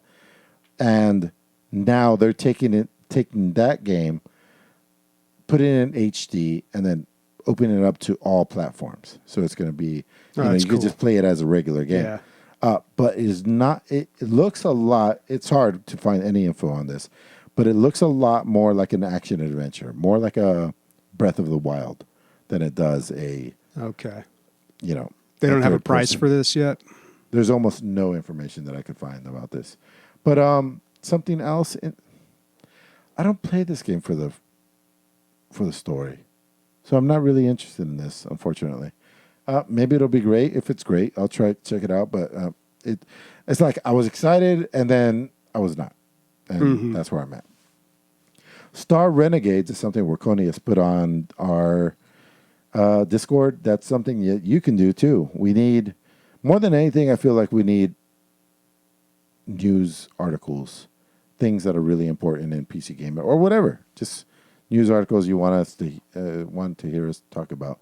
But anyway, so he put this game up, and this looks like a really quintessential, like what I think about when I think about a like 90s or 2000s Japanese RPG. Like you have this group that follows you around when you're on the world level, and then when you go into the fighting, your team is on the left, their team is on the right, like old school shit, but the pixel art is fantastic, and they have a few mechanics that are brand new, and it just looks really good. Like I would definitely get sucked into this if I was, if I had all the time in the world. It looks dope. It looks really good. On the screen we're looking at, it says it's about $26, but that's Canadian, so I'm not sure how much that is US. It seems a little pricey. If you're getting 75 hours out of it. Yeah, I suppose. I mean, the reviews are pretty good. Very positive. Not a whole lot of reviews. And that's all for our highlights. Yep. So time for listener questions. Let's do it. It's weird going from highlights to listener questions. Huh? Yeah. Well, we are at an hour 20. So, I mean, we're on time. And we've got a pretty good amount of listener questions. We had one last week, and it was something we had already talked about. So the first one is from M. Piloff. When are we going to play a drinking game as a podcast? Probably never. He's sober, and I always get drunk every episode anyway. Well, I think the idea is the listeners play the drinking game, right? So, like, every time we do something, they drink. Yeah, Jen's actually came up with a bingo card. Oh, the bingo card. Yeah. It was pretty good. It was like really accurate. Yeah, we probably need an updated version of that, but yeah. That's a good idea. Submit your deal. Dead air is in the middle. Like it's just guaranteed. We're pretty good on that. Dude, there's I always would like to bring light to this game. It's called something Fiesta, 8-Bit Fiesta. Mm-hmm. And it's a regular party game where you play 8-bit characters and you jump around, you do different things, race car. You know, it's like a Mario Party ripoff, but in 8-bit. But you can set this game into a drinking game mode, and you can set how many drinks per loss or whatever. So 1 drink, 2 drink, whatever you want. And it's a game that's specifically designed to be a drinking game. And am I seeing that right? It's free? I thought this cost money. It used to. Shit. Okay. But it was always you can buy game packs. Yeah, it used to. You bought this game. You paid money for it. Now it's apparently free to play, but you can buy game packs. Yeah, and it's on the, the workshop, Steam Workshop. So your costumes, you can download pretty much anything you can think of. Mm-hmm. Somebody's made a costume for it already. Oh, cool. Yeah. But like, this is a game that I believe in and I support. If I'm ever sitting at my computer and this pops up, I'm buying all those game packs. I don't give a shit. Yeah, so let's see. In chat, he's saying... Or maybe it's just free there only, like healthcare. Yeah, maybe. Oh, wacky Canada. When will you get it right? But he's saying, I get a game that we play as a community after the podcast. So not something during the show. So yeah, something like that would be perfect. Yeah. Except for a Sunday night and everybody has to work on Monday. But yeah, we can work something out, dude. Oh, and Star Renegades is on Game Pass right now. So fuck yes. You don't need to spend $26.09 Canadian. All right, next question from the Livingston. What is your favorite 90s band and why is Fred Durst the front man of it? Damn. Dude, yes. The Limp B-I-Z-K-I-T. Yeah, dude. Got another love time. that shit, dude. Got to know the rhyme. Oh, you know what he's doing now? No. He's directing movies. Are they good? No. No, they're pretty bad. The last one he did, I can't remember the name of it, but John Travolta was in it. I think it's about like some stalker or something like that. What's the name of it? Have you seen one, though? You're just saying that. The Fanatic. Okay, there it is. No, I haven't seen it. Maybe it's good. But, I mean, okay, the Rotten Tomato was just like in the dumpster. Maybe there's something to it. But, I mean, it's John Travolta. How bad could it be, right? He's usually okay. But that's just kind of weird, though. Fred Durst is directing movies. Dude, I really like that. Yeah, that and, well, I was Prodigy. 1.5 on Letterboxd. That's the lowest Letterboxd score I've ever seen. One of the lowest. Whew. Prodigy? Anything on that, Bobby? Prodigy. I like that music video they had about that. Not Firestarter. Smack my bitch up. That one. Switch my pitch up. And then at the end, that dude's dead now. Yeah, he died a few years ago. But then at the end, you realize, they have the big reveal. It's all shot in first person, and it's like someone going out on this crazy bender. Drinking, attacking people, getting thrown out of bars, and then at the end, the person looks in the mirror and it's a girl. Yeah. Oh boy, Prodigy. That got it. Like 90s techno was just so great. It's such a racking noise. Used sword swiping and clanging as their bass beat. What was that song from Blade, which is still the best superhero movie? Fuck right off. Yeah, dude. It nailed it. Yeah, but yeah, that one. That was a banger. But can we hear it? Yeah, dude. They never topped that one. Never topped Blade. We're not getting any Been on trying that. for years. Never topped it. There we go. Everybody knows that jam. And then the sprinklers come on, and it's all Is that blood. Sandstorm? I think No. it might be Sandstorm. No. No? All right. Yep, and then Blade shows up, kills a bunch of people. Dude, the choreography in this movie, I watched it not too long ago. It's so good. It's hard to believe that it was made so long ago. Really good movie. All right, next question. Oh, there's a new Blade. And it's that a black guy. Oh, we it's going to keep be talking about. Mahershala Ali. Yeah. Yeah. Yep. Mahershala Ali. Is that right? Mm-hmm. Okay. Yeah, Mahershala. Yep. It's the first time I Yeah, he wins a few Oscars and then he makes a Blade movie. Okay. Right. I think we all forgot Ryan Reynolds was in a Blade movie too. He was the bad guy, right? No. That was the one where they were a team, Blade Trinity. That's right. And the only thing I remember about that movie was Ryan Reynolds talking to someone about the other girl. Like they do the stupid movie thing where they talk about someone right there as if she's not there. Oh, right. And he's like, and she starts putting on headphones. She's like, she likes to listen to music while she kills vampires, gets her in the mood. Usually a mix of like blah, blah, blah, blah, blah, blah. And, he's doing his like smirky Ryan Reynolds thing. And I'm just like, that's the only thing I remember from that movie. Dude, he sold his his gin company for like $64 million. Is that right? I have no idea. A lot of money. Is that Mint Mobile? Is that his? No, that's gin- his new thing. Okay. That's what he just bought. We brought Rick Moranis back for. Yeah. Rick Moranis looking good, by the way. Mm-hmm. All right. Next question from MP Loff again. If you two could travel anywhere in the world for a vacation, where would it be? No families, just you two. Just us two? Oh, boy, that sounds like trouble. Like Thailand sex tour or something? I don't know. Yeah. Yeah, I'll go with that. We're going to Thailand. No, it's totally video game. And we're going for the DLG, ladies. Don't worry.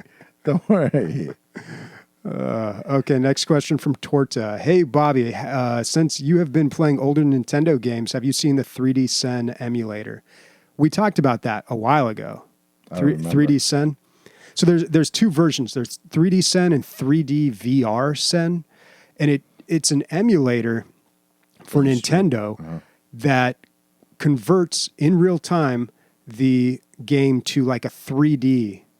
I do remember like that. a 3D effect. Like a 2.5D. Yeah, like 2.5D. Like it stretches out the terrain in the background. If you look it up on YouTube, you'll see exactly what I'm talking about.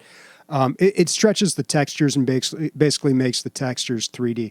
And it looks really cool. And it's got to be crazy to play games like that. I would love to check this out, especially in VR. It's on Steam, but I don't know if the VR version's on Steam yet. I think it was like $9. And then the VR version's $20. I mean, I'm kind of interested in that. It seems like it might be a little gimmicky. Like I'd play it for a little bit, say, okay, that was cool, and then never touch it again. I mean, it's tough. It's very positive with 79 reviews. Nobody's touching this. Mm-hmm. What about the other one, Bobby? I don't know if 3D the VR version. No, that's the VR that we're looking at. What about the regular 3D Sen? Is that on Steam? I thought that was 3D Sen. Okay. There we go. So that one's only... Dude, nobody touched this. We're looking at 187 reviews overall. Mm-hmm. Yeah. But, shit, I mean, it's very positive. It just didn't catch on. Yeah. I mean, it kind of seems cool, but again, it's just like... I don't know if that would be that entertaining for very long. The VR one I would check out. I'd want to check that one out. I don't think I'd get the regular one. Do it. You're taking the VR this week because I didn't touch it for 2 weeks. Well, I'll take the VR or the Switch. I'll take one or the other. I'm not getting to both this Taking week. both.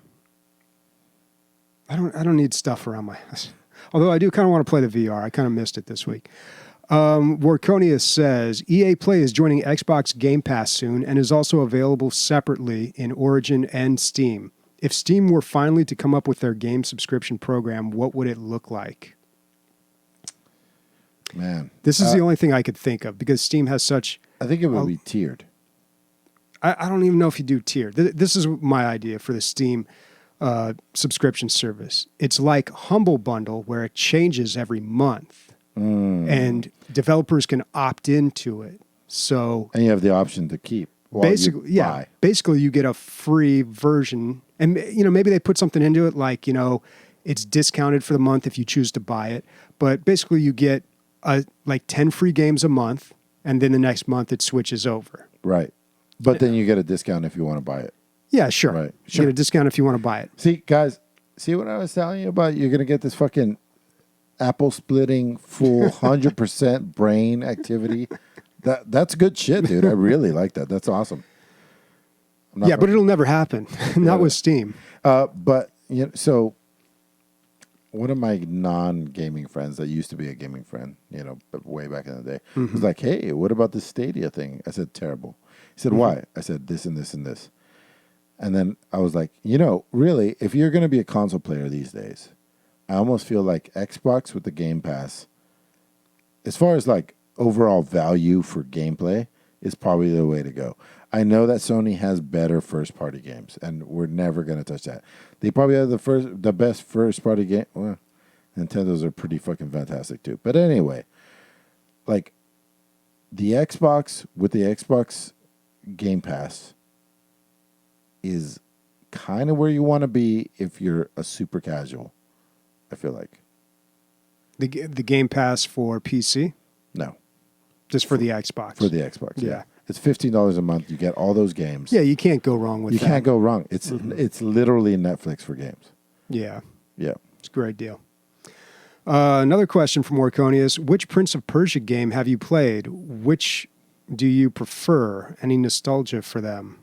I have only played the very first Prince of Persia game. I'm talking like numero uno on a 486, like Windows 3.1 or whatever. Really? Yeah, that's the only Prince of Persia game I've ever played. I've seen the movie. I think I fell asleep, actually. But it was such a boring movie. It was just like brown. It was just like brown the entire time, dude. That's all I remember about that movie. It's just like the whole thing is just brown. Oh, man. I definitely played one on PlayStation 1. Yeah, that Prince of Persia right there, dude. That I played a lot of that. That was a fun game, man. Why is he white? The animation in Why that is he a game, white guy? I don't know. I don't really remember him being like that. Maybe he was. He's totally... Nailed it. Your first good drop, dude. That was awesome. Simon. But this game, God, dude, I'm going to go home. This is what I'm playing next week. Prince of Persia 1, guys. Oh, and these dudes with the swords. Fucking guy. No, because the animation on this guy, look at the character jumping around and moving. Like the animation on that. At the time was felt so fluid. Like the way his body moved. Oh, yeah, those little panels you jump on. Oh, yeah, dude, you're going to hear all about this next week, guys. Prince of Persia 1, taking it back. Maybe get some secret agent in, too. Wow. Some Jill of the Jungle. I'm sure we're going to get 14 more Patreons off of that. Dude, play Dead Cells. You're going to have it on my Dead Cells? my Switch. Oh, yeah, maybe I'll check that out. I don't know, man. It's no Prince of Persia. I played one on PlayStation 2, I believe. Yeah, let's see what that one is. But, there was a wall running. There was some hardcore parkour. I don't even know what these games turned into. Were they just like action-adventure games like Assassin's Creed without the stealth? Yeah. A lot more like jumping puzzles. Like Tomb Raider kind of? Yeah. More... Yeah, I feel like it was more hardcore parkour. That was the whole thing for a while. Oh, he's fighting right now. Maybe after he's done fighting, he'll go swinging off of walls. Yeah, all these walls all have poles sticking out of them for no reason. That thumbnail with a butt. Oh, yeah. It's just like, the thumbnail's just a straight up butt. What's up with that, dude? That was like YouTube in like 2009, man. Is that his butt? Whose butt is it? That was more mystery music. Pretty sure that was a lady's butt. This looks like a lot of parkour here, though. This is Prince of Persia: The Sands of Time 5. I definitely played this. They didn't even come up with cool subtitles. They just called it Sands of Time 5. Yep. Okay. All right. What else? Next question from Omerta. If the concept of the 9 to 5 job did not exist and the world worked on looser hour restrictions, what would be your perfect shift? Morning bird or night owl? I mean, I'm totally fine with the morning shift now, dude. I wake up every day at like 5 or 6 a.m. Yeah, just today. naturally. So, Yeah. like, it took me a while to get there. When I was younger, no way, man. Like, way more of a night owl. But The now, older we get, it's just going to go slower. We're going to be, yeah, dude, we're in gonna our be at 80s, Denny's at 4 o'clock in the morning Yeah. pretty soon here. and we'll be, remember about our podcast? Was that real? Yeah, man, a real shift is not to go in at all. I mean, I know everybody talks about how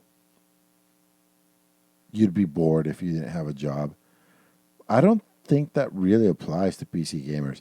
I was talking to JP Diddy. Like, one of my dreams would be to pause time so I don't get older and just get through all the games that I want to get through, which would probably take 5 years.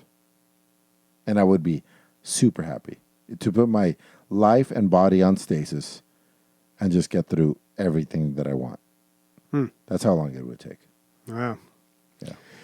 I don't know, man. Like, if it was a really good game that I got into, yeah, maybe. But otherwise, I don't know. I don't feel good about sitting at a computer for too long and just playing games day after day. Oh, I'd be jacking off a lot too. Oh, okay. So, yeah, switching it up. But, yeah, I mean, there's good and bad things about the 9 to 5. The good thing is everybody else is on that schedule, you know, and it's super annoying when someone's not on that schedule because you're just like, you know, when you're trying to like coordinate and it's like, oh, you know, let's do something like Saturday afternoon or like Sunday afternoon. And they're like, oh, I'm working those days. What about like Tuesday at like 1:30? Like, no, dude, me and like every other adult in the world are working during that hour.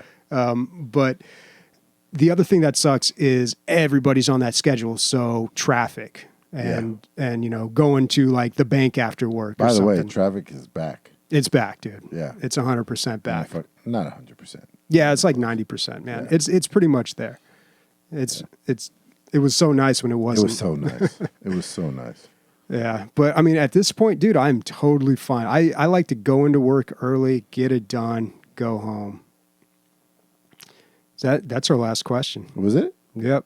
Oh. End of the road. I've got a question for you, Bob. No, we should do it another time. I think we're at 2 hours. I do want to really go over this COVID thing. We both think about it and this sets it out. Oh my God, dude! You aren't gonna like drop some QAnon shit on me or No, something? no. are you? I'm not a conspiracy theorist at all. Let's drop some truth. But like really what you think about it and what I think about it. But no, I'm nothing crazy. Yeah. I don't have any. I mean, I don't really have much thought on it, honestly. Like, it sucks. It's not cool. It's like everyone should be taking precautions, washing your hands and, you know, using masks and everything. But, you know, I don't know. Like, you know, using common sense. But I totally understand, like, businesses opening back up and trying to, Sure. you know, get the economy going a little bit. Yeah. But, And I mean, there's it's funny because I have a lot of like right wing talking points, but I'm as left as you can get. But it's like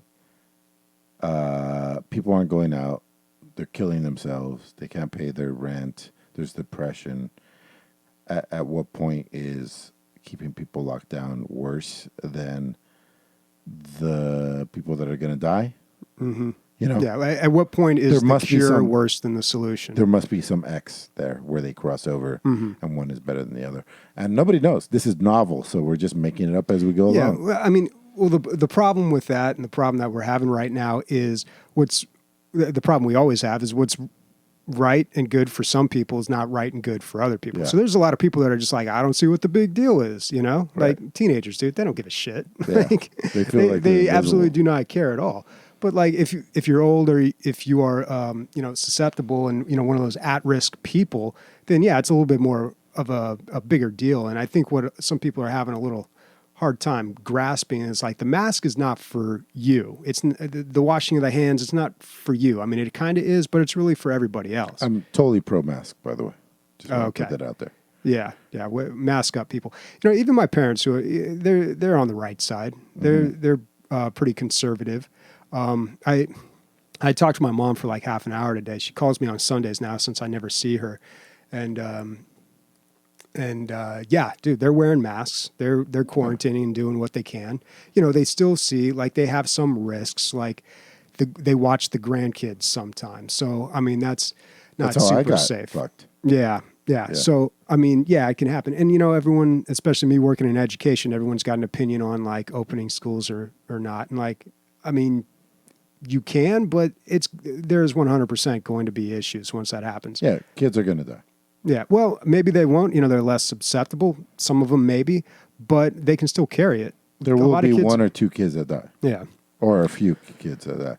Yeah. Is and- that worse than the other 99.9%? Well, the thing getting is, an when education? you start talking about statistics like that, like, okay, let's sacrifice 0.2% of our children so everyone else can get an education. It's like mathematically, yeah, that's great until it's Yeah. your kid. dude. Yeah, no, totally. And that's what everyone's coming from, dude. Like Yeah. everyone likes to put people into statistics, and you absolutely can't do that. Now That's- here's, I hate to even voice it, but this is the thought that I've had. Mm-hmm. Aren't those the kids that the flu would have killed anyway?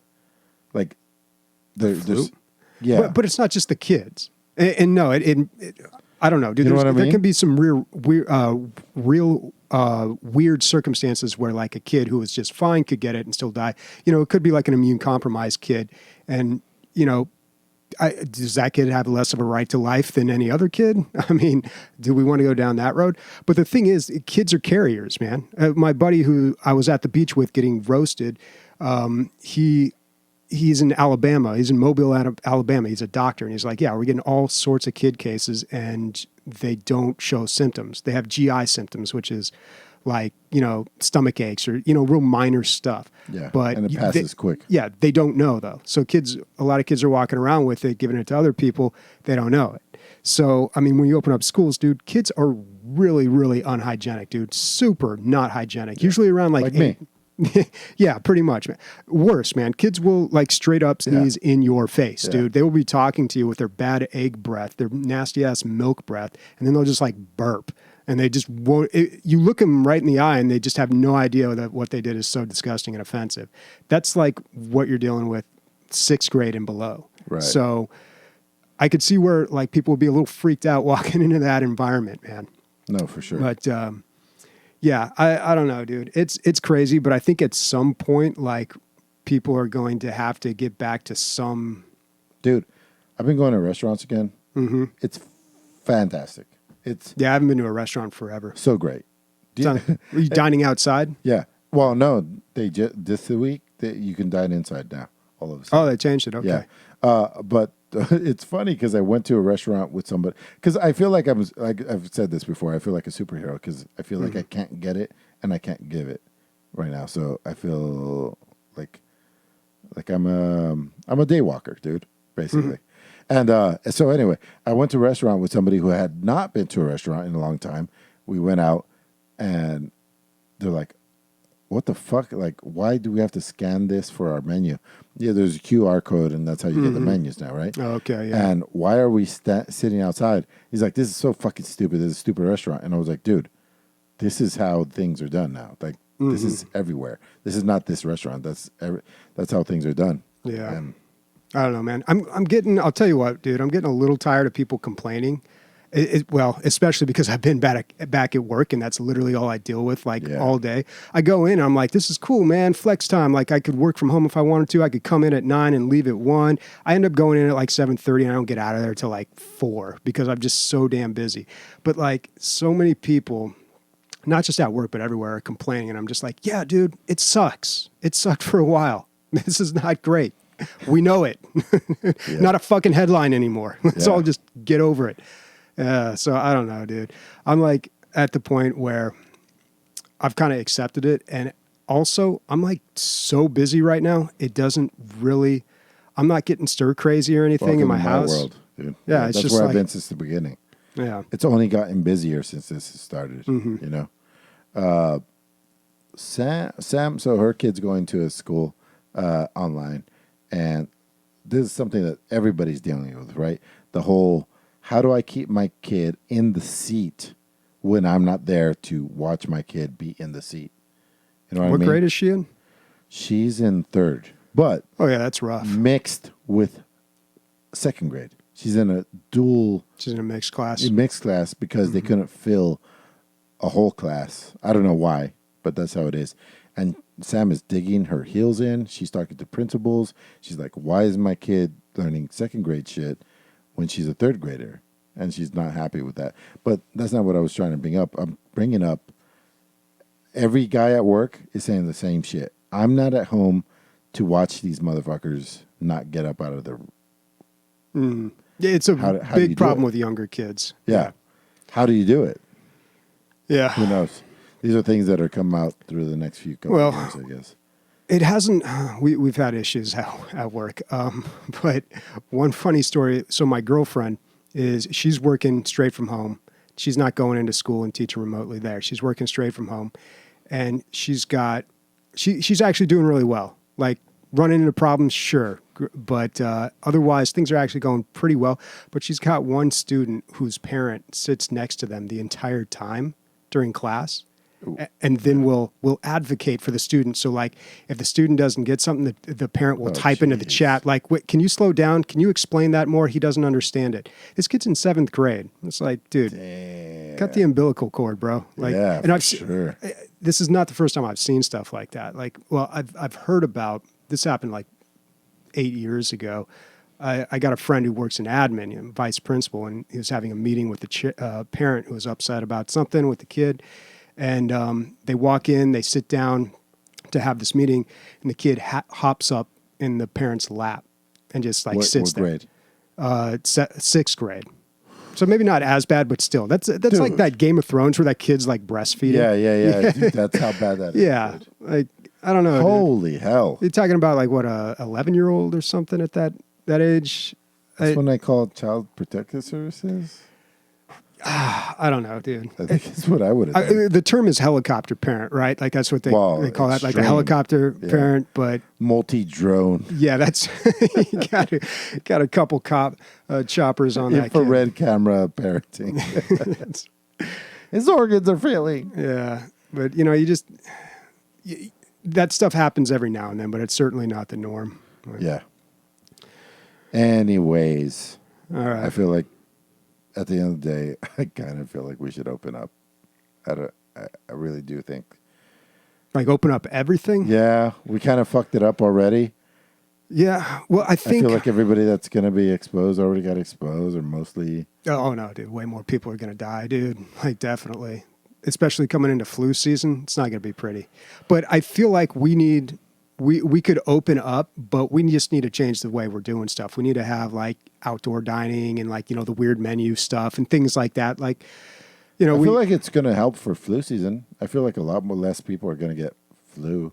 Well, that depends if people are, taking precautions, which... I mean, mostly we are, I guess. Yeah, most of us. Yeah. I wore a mask today. Anyway, thank you for listening to our PC Gaming Podcast, which is quickly becoming Bobby and Emilio's lives. Tune in next week when we talk about a colonoscopy. No, I don't know. A colon.